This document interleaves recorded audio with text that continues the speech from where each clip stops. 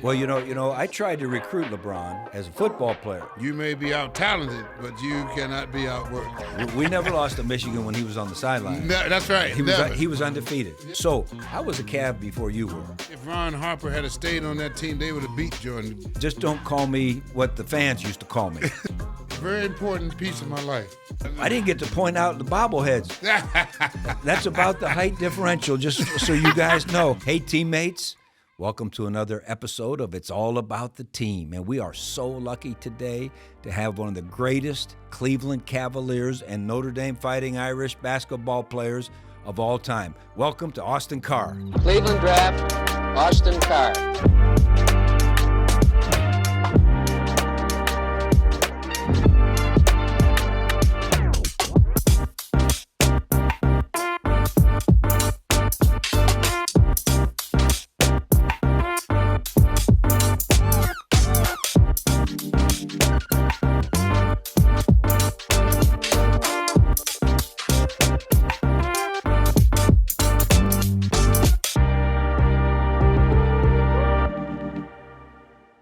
Thank you, Coach. How you doing? You mind if I call you Coach? You know what?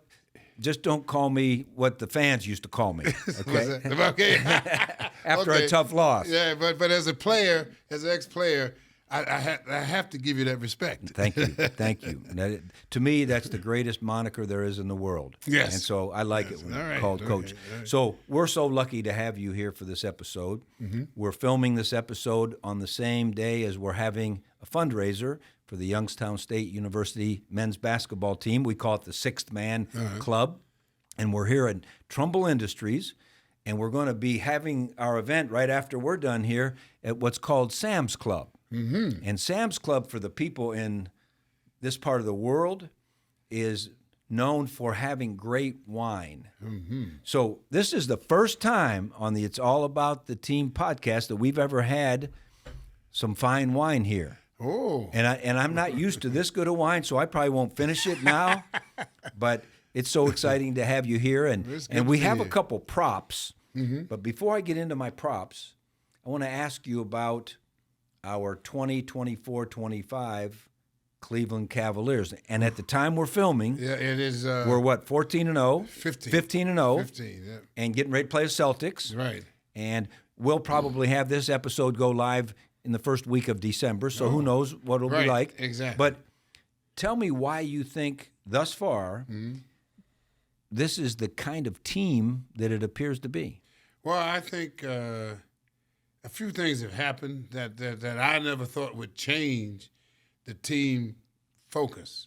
Is that and before we talked about, you mentioned, not that the past was bad. No. Because we went 2 rounds into the playoffs in those years that he was there, but their focus is different. I mean, they don't. In other words, instead of thinking about your miscomings or what you can't do, it's like, no, we don't even think about those. It's about what you can do, right? And what we would like to do. Yep. So that changed them completely right there. Yep. So now guys that maybe close to maybe not having quite all of that, now they feel like I do have that. Yeah, yeah. And it's amazing how just that little bit of thinking has changed the way the team, like we talked before, their body language is different. Mm-hmm. They look different. They feel different. And I go back to, I have to give management a little credit, because maybe a lot of credit, because we went through a stretch last season where we were 18-2 at one stretch, in 20-game stretch. Okay. And what I think happened is they said, okay, let's go back over the years, as you always do, and let's see what part of the year, and let's see if we can duplicate the best part we were. Mm-hmm. And I think that's where it stemmed from. They went out and they were found a disciple of Curry, of Golden State. Yep. And incorporated some of that into what we already have, and they've empowered people. See, I really like the fact that they've empowered everybody on the team, and they play 11, 12 guys. I know. On a nightly, and you know what that does to a locker room. You bet. Man, it's like, whew, Yep. We all got a piece of this. Right. Ownership. Yes, and that is what makes a guy, instead of maybe not shooting another 50 shots to shooting his free throws, he'll go ahead and take those 50 now and won't even think about it. Right. Because of the competitive edge. And so it's a lot of good things are happening. I'm just hoping that it continues. Right. And this is about the time of the year when you really, is most conventional thinking, people think that your first 20 games is about who you're going to be. You're going to be close to who you're going to be there. And we're right there now, and got a big one coming up with the Celtics. And we always have played them well, especially in Boston. Now, it's going to be interesting because they are the king of the hill, and they're going to be waiting for us. Right. And here we are coming in, undefeated, and it's going to be great. I really, it's going to be a nice game, I think. You bring up timing. Yes. I know as a coach, when we got to Ohio State had a couple subpar seasons. And the guys were tired of suffering. Yes. And so here, Coach comes in, and they had a couple disappointments.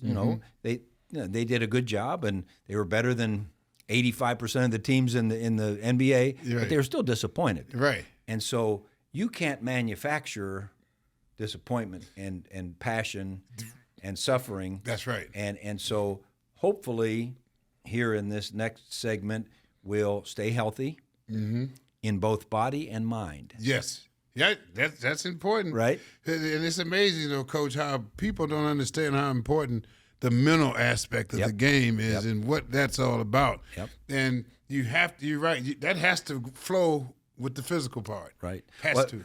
I've had teams that thought they arrived before the journey was over. Yes. That's right. And the journey's hard, especially when you get to the top echelon. Right. And so think back. So how many years have you covered the Cavs? We'll get to your playing career in 27. a little bit. 27. Right. So 2016 team that won the NBA, right? Right. Tell me why you think they were such a good team. Well, LeBron had a lot to do with all of that. I mean, he has done something that no athlete in any sport will ever do. He took Miami and the Cavaliers to the NBA Finals 8 straight years. That'll never be done. Right. Never be done again. I mean, and the first Cavaliers team he took to we lost to San Antonio. We got swept. That was the worst basketball team I had ever experienced in my life. I don't know how he did it. Wow. It was a miracle. Yep. But that's how strong he is. He's a very cerebral person when it comes to the game. He knows basketball and athletics like it's like he was born with it, which he was. But so I'm thinking that was I kind of lost track here. Well, I tried to recruit LeBron. Yes. As a football player. He was a good wide receiver. Yeah, that's what I wanted to ask you about. Yeah, he was at St. What kind of football player was he?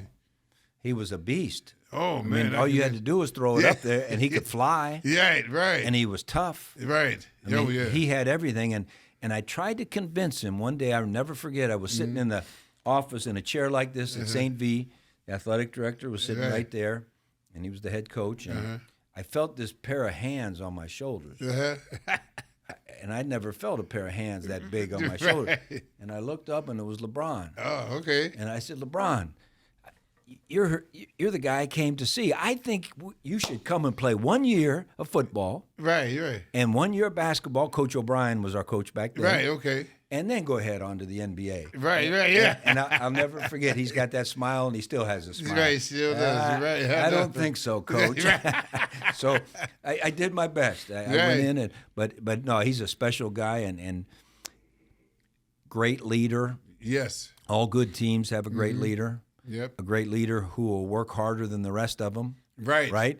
Then the rest of them have to work hard. That's right. Right. That's right. That to me is what I think a lot of people take for granted when it comes to the great players.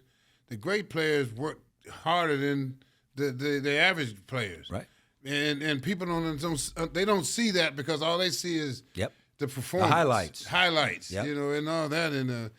speaking of LeBron, he loved Ohio State. Oh, he was good to us. I mean, he would come in and our guys would drop over. We would have, I think the game, it was a Michigan game, we were going somewhere to play.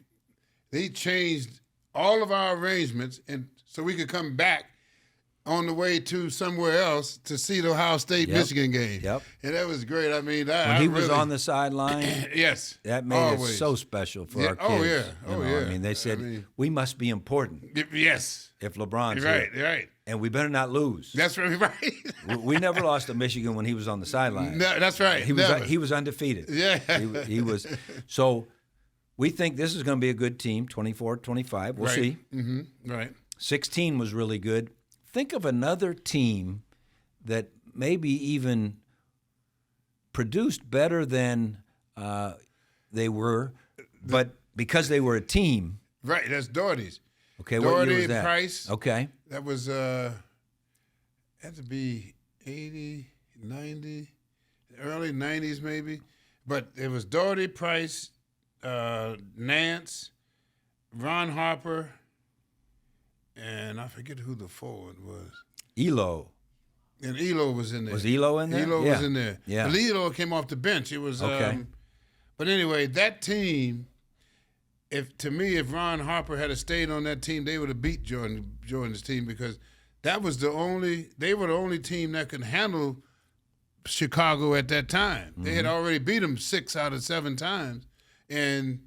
But Jordan hit that shot, man. Yeah. But they to me weren't crazy athletic.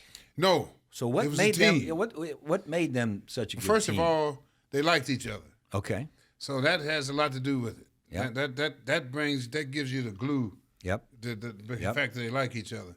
And they were all understanding. They were smart people. They understood. They only did what they do best. None of them really tried to do anything that wasn't something that they were good at. Right. To the letter.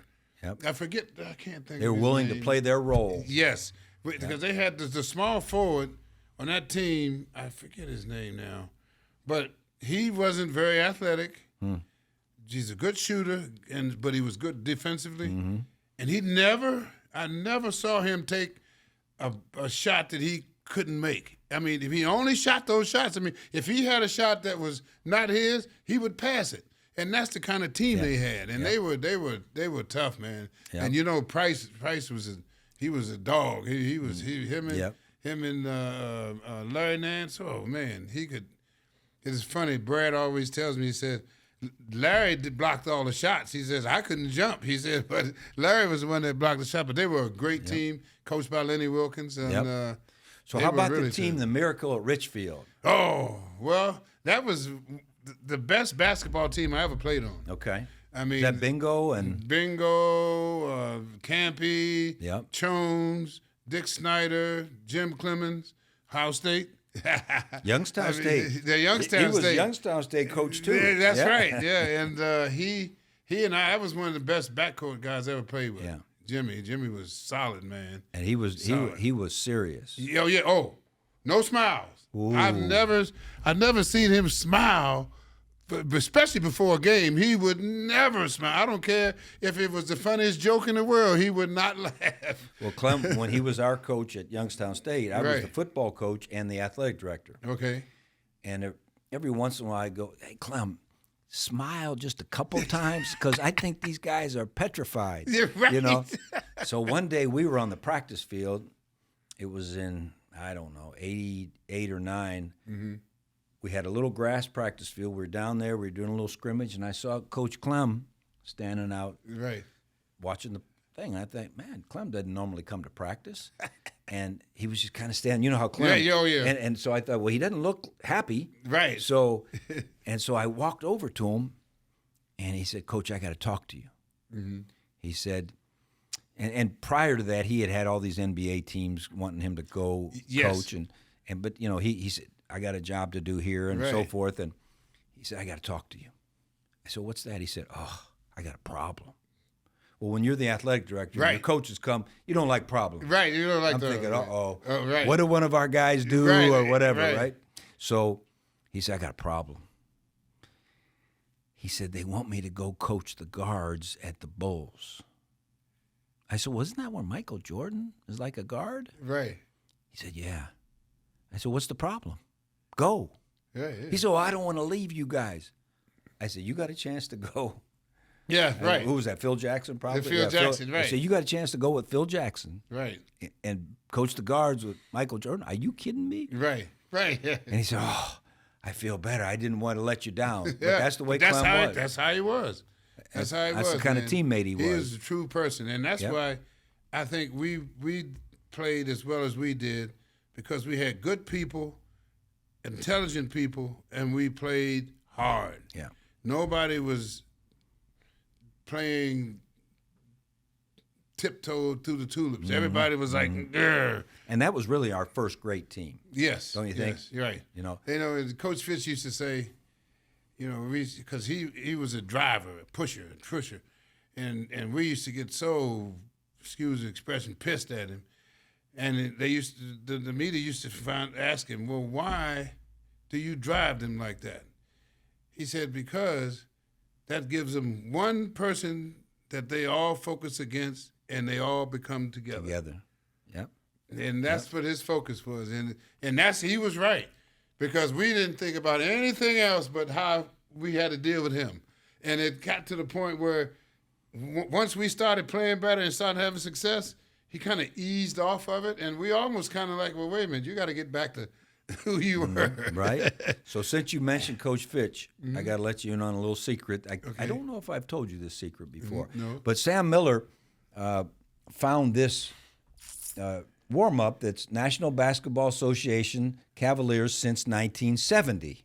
Oh, wow. So that's legendary. Okay, You ain't kidding. But Wow. here's what you need to know about 1970. Okay. I know you're famous because you were, first-round draft choice in 71. Right. But in 70, I was the ball boy of the Cleveland Cavaliers. What?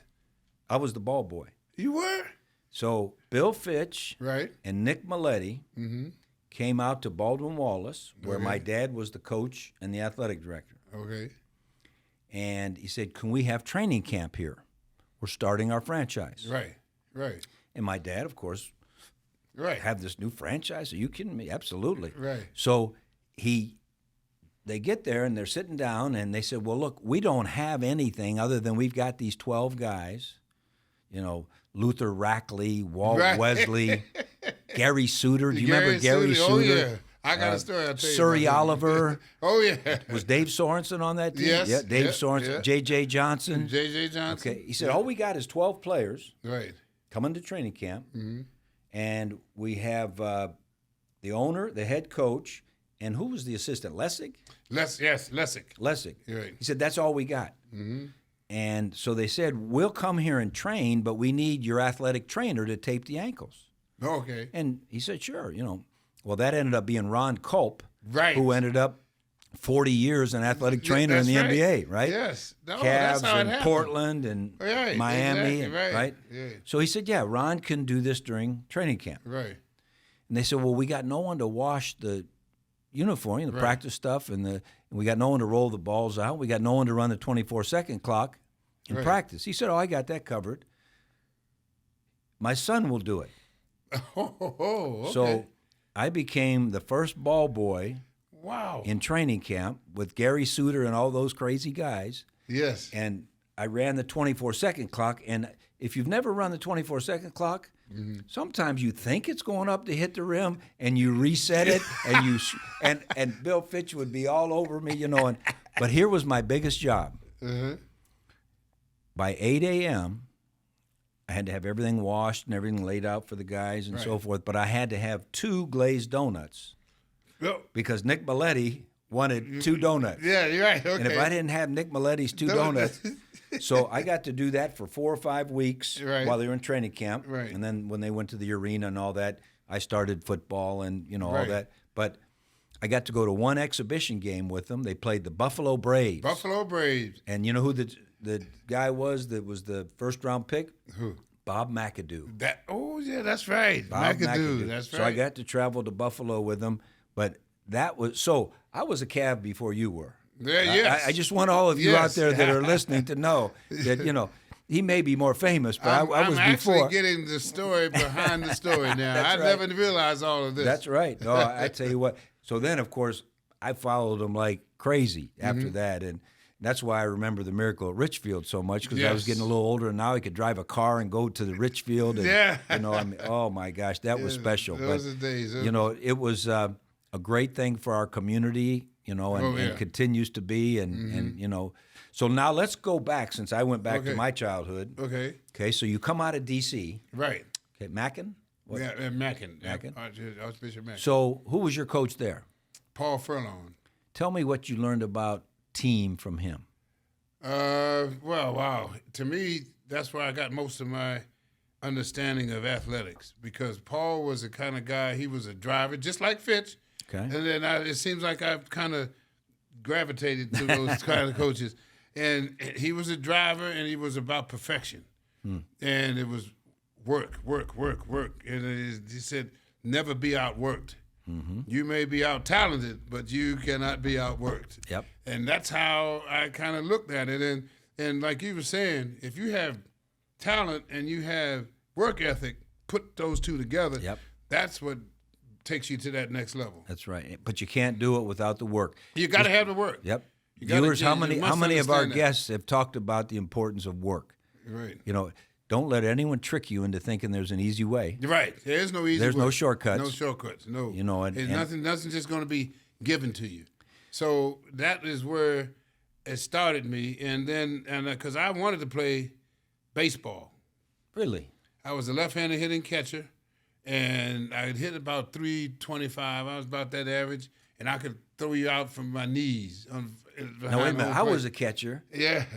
I didn't hit 325. I hit 305. Yeah, still, that's good, though. But no one ever stole on me. Yeah, that's right. Right? That's right, yeah. Well, it's just funny. I had some, when I was a sophomore, the guy in front of me before I started playing was a senior, and he used to always tell me, he said, once in a while, Austin, you have to hit one of them. He said, if he's going to take off on you, once you get a reputation that they know you might hit him, then that extra second give you enough time to throw him out. Right, I said, wow. So I kind of went along that theory, but I love the game baseball. I mean, I really thought that was going to. My father played in the Negro Leagues with Homestead Grays. Wow. And that was, and he couldn't, because what my father, how he explained it to me, he said, son, your oldest brother had come, and then all of a sudden you came right behind him, a year or two behind him. He said, I was not making enough money to support my family. Right. So he said I had to give it up. Yeah. And get a job, and so I could support my family. And that's kind of how it was. But I used to listen to all the stories about, how they had to eat in the back. And, right, sure. It was just Larry Doby, Jackie Robinson, right. Satchel Paige. He used to tell me about some of the great players. Josh Gibson. Man. Yeah. My father thought the best. He thought he was the best he's ever seen. Yep. So, who all recruited you coming out of Mackin? Which schools? Pretty much all of them, because like at the end, UCLA and all those came in at the end. But the two that I wanted, my family's from North Carolina, Wilson, North Carolina, and my mother and father. Then we moved to D.C. So my father wanted me to go to Notre Dame, and my rest of my family wanted me to go to North Carolina. And that was Dean Smith? That was Dean Smith. So the night that I signed at Notre Dame, I had dinner with Dean Smith. Wow. And he never let me forget that. I bet not. He didn't said, lose too many.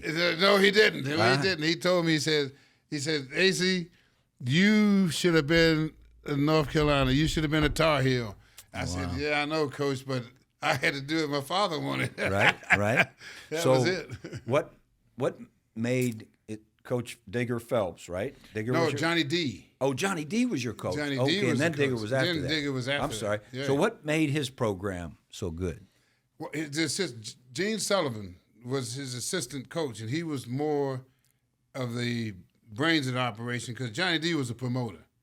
He was more like a guy that, it's like once we got a team, we had about 11 high school All-Americans on the team. Then he just went out and just started promoting the team, and actually Coach Sullivan was the one that was the coach, and boy, he was so good, man, he was good because if we just could have had. We had enough to get to the Elite Eight, but couldn't get past that because we just didn't have enough talent. When you get to that level, you know how it is. You get up there, man. You can't have two guys that are average. You got to have everybody's got to be on that par for you to win. And even though once you get to that par, they still have deficiencies, but they don't have as many deficiencies when they get to that Final Four level. So what round was it where you scored 61 against? That was in the first round of my junior year. Now there's no 3-point line, right? No 3-point line. No 3-point line. So what some of the guys on the team always tease me. Well, you shot the ball 44 times. I said, well, look how many I made. Yeah, right. I made 25. Right. I said, add that up and tell me that's 56%. Yeah, right. So they like, whoa, I said, because back then, I came along. I told them I came along with Maravich, Murphy, Mount, guys who averaged 30 with the drop of a hat. Was Earl the Pearl right before you? It was before me. Just 4 or 5 years before you. Right. And the guys I played against, it was a little story. I was chasing Pete Maravich for the scoring title. Okay. And I was averaging about 38, and he was averaging about 43, and he, for about a 5 or 6 game stretch, he averaged almost 60 points a game. Oh, my. I said, well, I guess I will stay second. Right. He was something. We brought some props here. So this, viewers, is the Austin Carr Notre Dame signed jersey. I like that. It's too bad you're not here for our event for Youngstown State basketball. You'd have a chance to bid on this, but we'll have plenty of bidders. And so first guy picked. Right. In the 71 draft, okay? And so when you were picked, what was your first learning moment from Coach Fitch? Probably, well, he set me down because he told me, he said, look, because we had a lot of different, as you know, if you know Gary Suter, then we had some characters. You had some characters. So he sat me down, he said, look, I'm going to have to I said, I'm not going to use you as an example, but I'm going to have to let them know that I'm going to treat you the same way I'm treating them. Otherwise, it's going to be hard for me to control them. Yeah. Then I said, that's how you build a team. Right? So that's how you build a team. So he said, look, I might be a little tough on you, but I think you can handle that. Yeah. And that's kind of what it was. I mean, and we went through that, and all the players used to always – like now, Camping them always teased me. He said, you was a coach's pet. I said, no. He always made me do extra. I always did extra. And I never complained because he had already explained it to me. Yep. Communication is so important. Amen. Viewers, how many times have we talked about communications? Yep. I mean, that's transparency and communication and honesty. Yes. And know that they care. So far. Right. It goes so far in the locker room. Locker room is... And that's where I'm starting to notice our coach now with the Cavs, his demeanor in the locker room has just changed the existence of what we are. Because I've never thought that the people we have, they have a different persona about them now. And they believe. And I think that's so important. Well, I found, and I coached 38 years, but I studied lots of teams.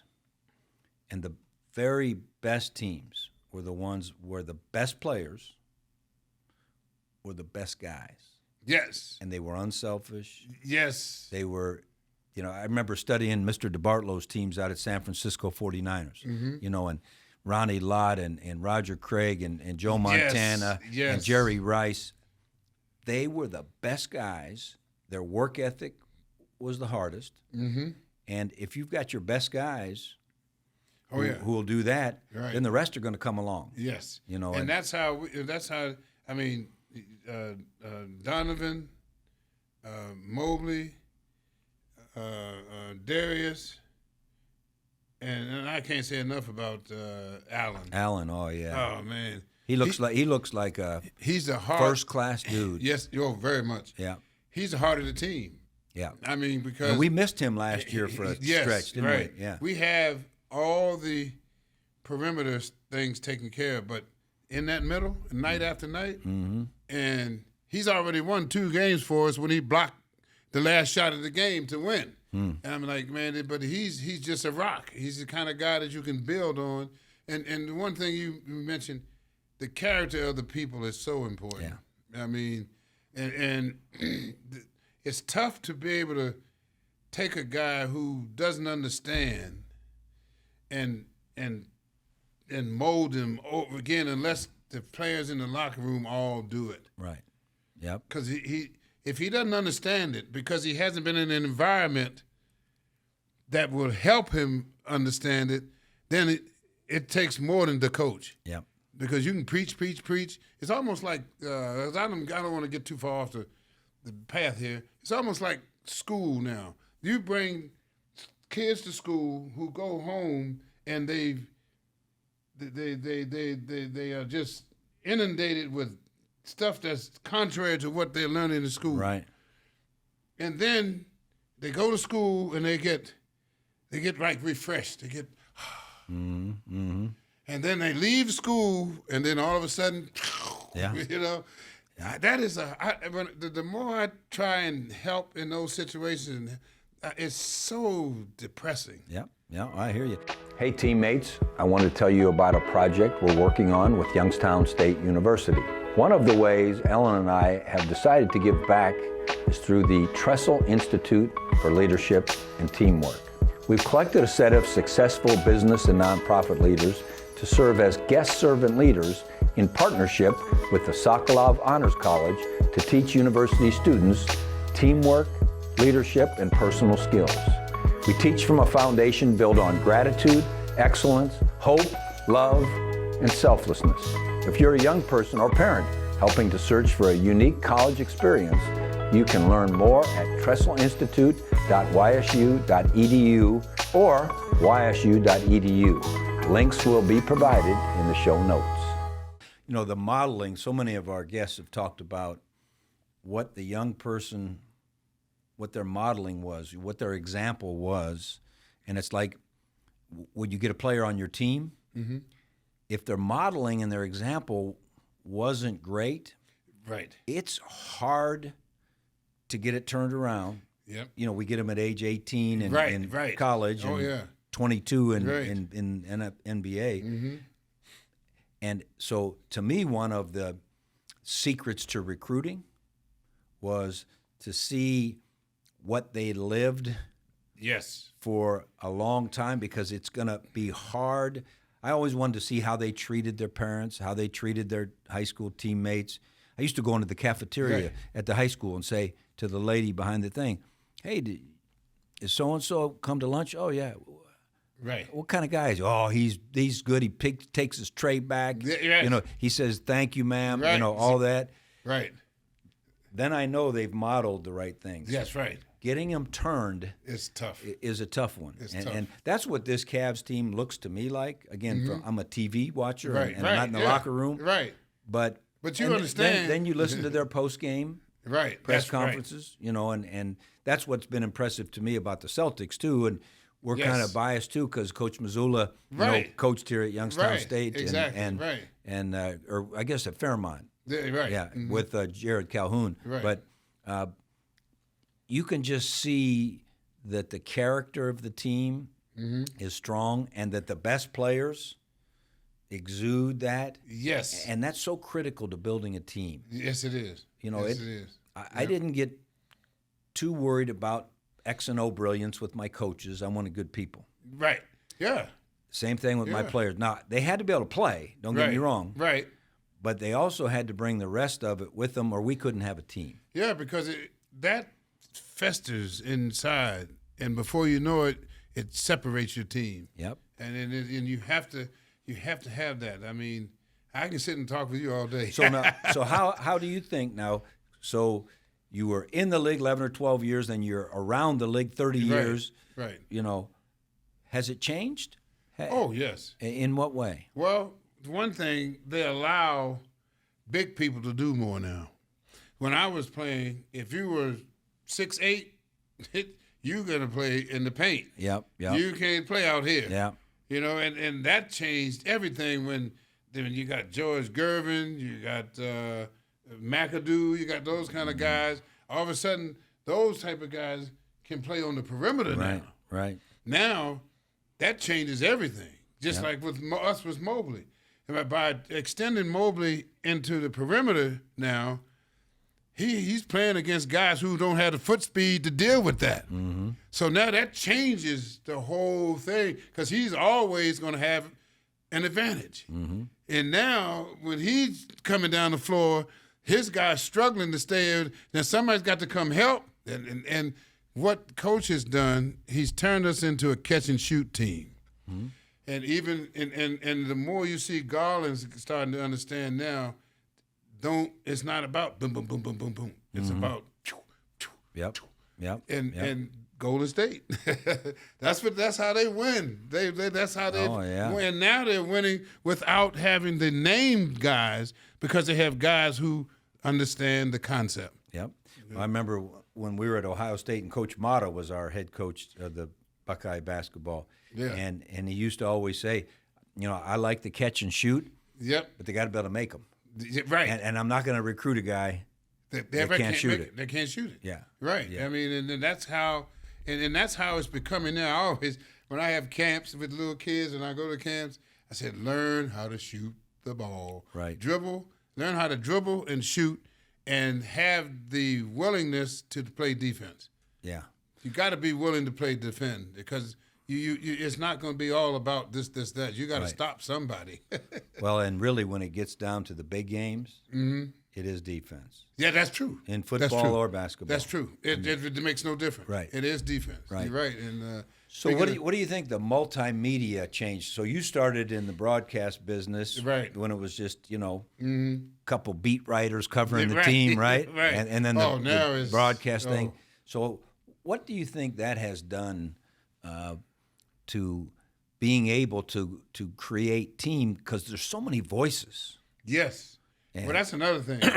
I mean, you have so many influences now that's coming from all kind of ways, and if your player is doesn't understand that and he wants that, then that can be a problem, I think. I mean, because I personally, when I played, it was starting to happen, but it wasn't like it is now. It's crazy now because there's so many avenues to where you can get and give information. Right. It can be a problem. So I just ignore it. Because I'm old school anyway, so I just kind of like, well, hey, I don't need to deal with that. Well, you got an interview. Well, so what? Catch me between my workout periods, and you can have an interview. Other than that, I'm not going to fool with it. And that is the way a lot of the old pros. That's how I learned from them. Mm-hmm. Because I got to know Oscar Robertson, all those guys real well, and that's how they handle it. So I just, I mean. But think about trying to build any kind of team, a business. Oh, yeah, right. An organization. There's a million voices in everyone's head. Right, exactly. In fact, even in the scripture, it talks about there's a fierce battle for your mind, right? Right. And so what advice could you give to someone who's trying to build a team, knowing that the people you're trying to build that team with have got so many voices going on? How do you work through that? Right, that is tough. The way I look at it is, your message has to be strong enough to counter. You can't do it all, right? But to counter some of the noise, right? And you have to constantly, as an owner nowadays, you have to constantly be investing in your people. Yep. Constantly do it. We do it at the Cavs all the time. I used to say with the Cavs, people love our company because we train them well, then they come get them. Mm-hmm. And they would just, I'm like, he's gone already? Man, they would be taking executives, dated, I mean, all levels would always be constantly, but we would train them well, teach them, the team, and then boom, they're gone.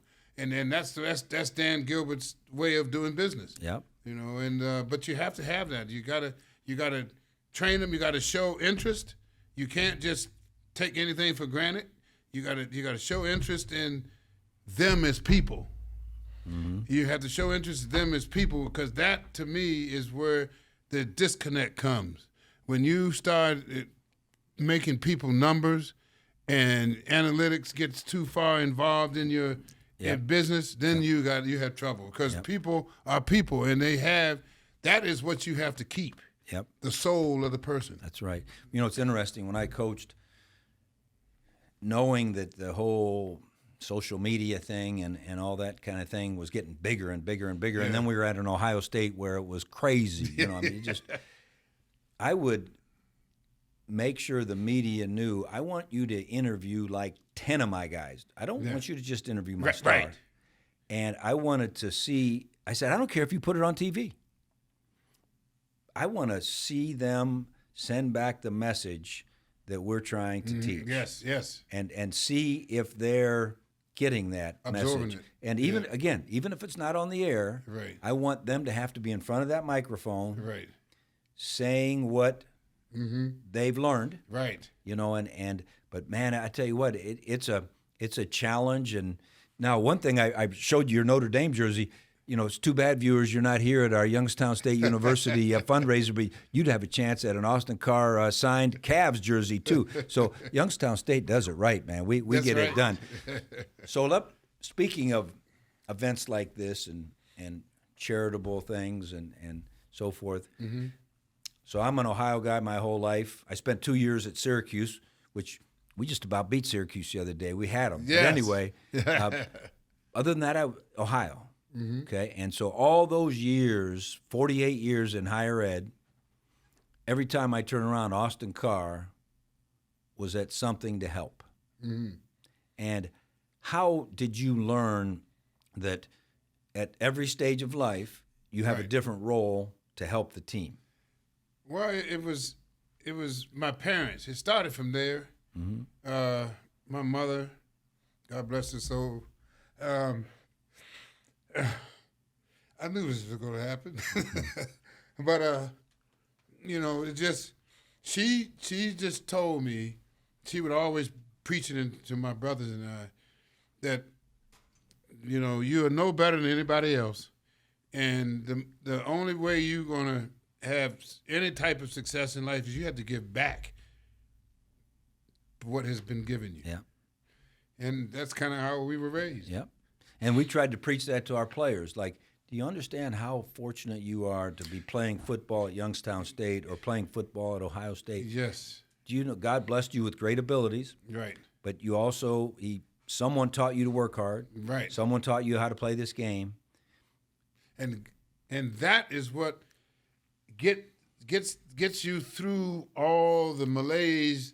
That gets you through to where you can get to Youngstown State, Ohio State, right, to participate. Yep. Is that. You're right. And that's what it's about. All those people that gave you a chance. And we used to always talk about, if we're going to have a great team, this team's going to have an attitude of gratitude. Yes. And that we're fortunate to be here. We're fortunate to have the opportunity to play these great games. Yes. And then, one of the things on our goal sheets, I saw you have my book there, and it's got our goal sheets. Right. Was, what are you going to do to take the responsibility of making a difference down the road, caring for others, making the places and the people you've been around better? That's our responsibility in life. Yes. Is to carry that attitude of gratitude. And that's what I loved about Austin Carr. I'd see you at all those different places and those different, I'm thinking, man, it's giving back. But that's what it's about. And for you to be here tonight for our Youngstown State Penguins. And I tell you what, our basketball program is rocking. We're rocking and rolling and people dying to get to the games. Yeah, see that, because when you have a team like you guys have now, or the Cavs are doing, the people can feel togetherness. Yep.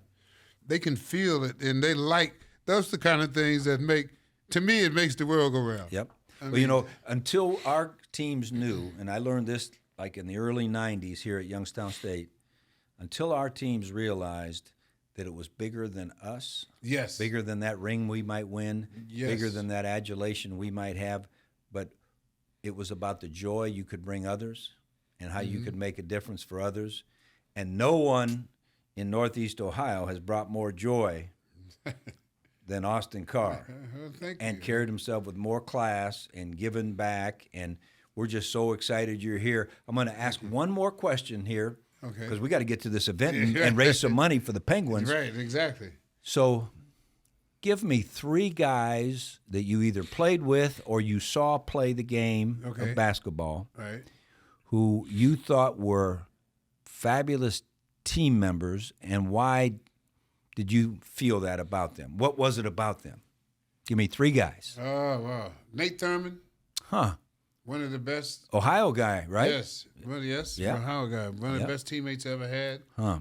Very, What was it that made him a great teammate? his just willingness to include and willingness to help you take the next step. Not thinking about himself, Yep. but help you. And he enjoyed it. And he, right. You know, some people try to right. pretend. Yeah, right. And those are the Yeah. worst people in the world. Right. All right, Nate Thurman. That's a good one, Nate man. Thurman. That's Dave back in my- Bing. Dave Bing. Now, I grew up. Detroit. Yes. Syracuse. Yes. Yep. I grew up with Dave Bing and watching him play. Yep. I used to watch him through the fences when they used to play. Wow. Was he And, from D.C.? Yes. Okay. And I've always been, he always kind of took me under his wing and kind of helped me along when I first got into pros and all that. And he was a caring person, a giving person. Yep. And he was just man. And then when I think of the third person, it would probably be my academic advisor at Notre Dame, Wow. Dr. DeChico. You know, he saved me a lot of times from just myself. Yep. And he ended up being a world-renowned fencing coach. Huh. You know, but many days I would sit at his house, and him and his wife would. Wow, it just brings back so many memories that I feel full of it. You know, Yep. I mean, it's just a very important piece of my life, and they taught me so much about life and about being myself, and they were very close with my parents. So it was just like high school, basically, because my parents would always be with them. Whenever something I would go, if I missed a class, my parents knew about it before I did. And the worst thing, just like high school, don't tell my parents. Yeah, right? Well, you know, it's funny you mentioned Notre Dame. So on September 20th, I think it was, Right. I was sitting in the athletic director's box at the Notre Dame Miami of Ohio game. Yes. And I had my 9-year-old grandson. Okay. And Marcus Freeman is the Right. head coach, and he Right. played for us at Ohio State. Right. And so we were lucky enough to be at the game, and my grandson got to bring his buddy. Okay. So he was like the big dog. Yeah. Oh, You know, yeah. oh, you know. Yeah. And so I see you standing out at the corner at the top of the Oh, yeah. stadium. Yes. And I said to my grandson, I said, that's Austin Carr.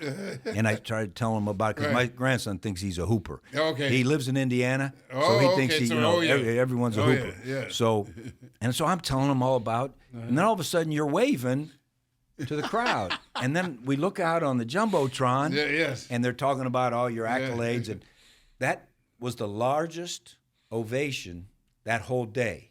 Oh, thank you. Bigger than any touchdown, bigger than the final score. And then all of a sudden, after you were done waving and this and that, and I'm talking to my grandson, and I look back and you're gone. Yeah. And I wanted to prove to my grandson I knew you, Yeah. but you were gone. So I'm going to make him watch this podcast. Yeah, okay. And see- standing out on that little ledge they Yep. put you out Yeah. there on, Yeah. I was happy to get away from there. Okay, it was up there. It was up. It It was was up way there. up there. It was like it was a lot colder up there than it was down on that field. Yep. No, that was something. But, you know, viewers, teammates, you're hearing the same things from so many of the great guests that we've been having, the caring and giving. And, you know, many of you might not have ever heard of Mr. DeChico, was it? Right. Or maybe you're not old enough to remember Dave Bing or Nate Thurman. Right. But that's not what it's about. It's about the impression that you leave on others to help build teams. That's what it is. And so with that, AC, I can't thank you enough. Coach, We didn't that's even a get a pleasure. chance to have I didn't get to point out the bobbleheads.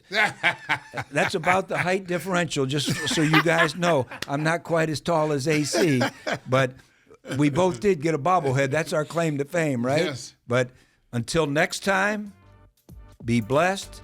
It's all about the team. It's all about the team. That's what Thank you, it's sir. about. Yeah. Thank you. Righty.